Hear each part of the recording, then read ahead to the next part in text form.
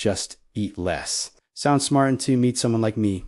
Also, I was training 5 days a week with militant consistency and I stayed obese. And on top of that, I cleaned my diet the way they say you're supposed to. Switched sugar for sweetener, switched milk for skim, switched soda for zero, cut fried food entirely, weighed my portions. I don't drink alcohol, did cardio after lifting the full script.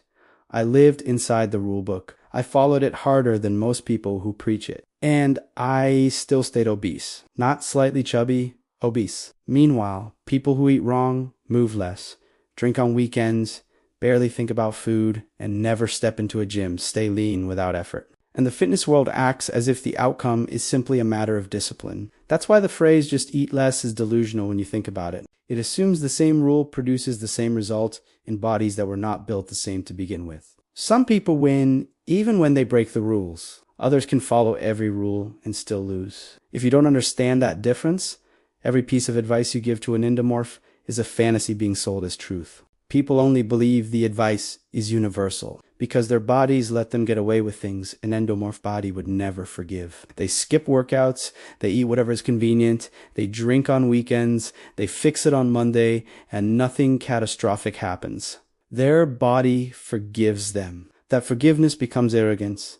They assume the same rules apply to everybody because they never had to pay the full price of breaking them. Meanwhile, in a body like mine, even stopping for a few days is enough to trigger damage. I got sick and still gained weight. Think about how absurd that is. People lose weight when they are sick because they eat less. I gained because the absence of training was enough to push me backwards. That is the gap people do not understand. The same input produces opposite outcomes depending on the body you're running it on. They are protected by a physiology they do not even know they have. And from that protected place, they preach to people who are fighting with a loaded bar on their back every single day. Here is what happens when an endomorph follows the same rules that work for other bodies.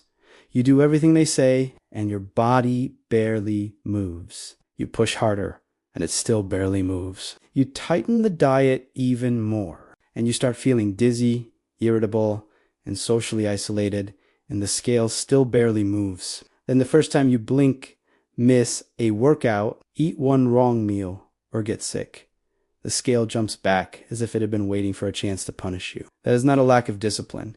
That is a body engineered to defend fat, the same way other bodies defend muscle. And while you are in that fight, you still have to live inside the consequences of that physiology. I couldn't even speak on the phone without losing breath. I snored like a chainsaw. I had sleep apnea choking me awake.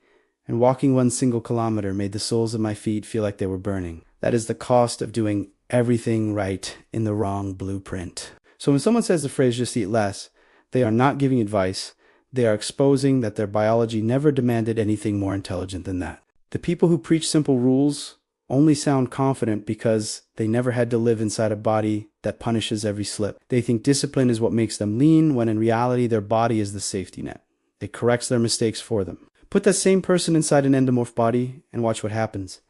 They would gain weight faster than us, not slower. They drink, they eat whatever's available, they skip training, they live without tracking or planning, and they stay lean. If an endomorph lived like they live, the scale would explode. If they had to follow the diet we follow, with the precision we follow, and still see no results, they would collapse mentally in a month. But since they never paid that price, they assume the rule applies equally. It doesn't. Their advice is not wrong.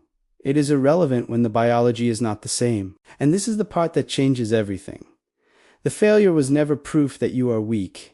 It was proof that you were applying a plan built for a different body. Endomorphs do not fail because they are undisciplined. They fail because they are using the exact same blueprint that only works for people who do not fight fat the way we do. Once I stopped blaming myself and started following an approach made for bodies like ours, not for ectomorphs who can cheat and stay lean, the entire game flipped. Progress only started when I stopped copying what works for them and started doing what works for us. I documented exactly those 7 steps that got me out of obesity after years of doing everything right and getting nowhere. If you are in a body like mine, a body that easily gains weight and does not forgive mistakes, those 7 steps are the first time the instructions actually match the biology they are being applied to. Get my free guide, 7 steps that got me out of obesity, using the link in the description. And that's what breaks people who have a body like ours.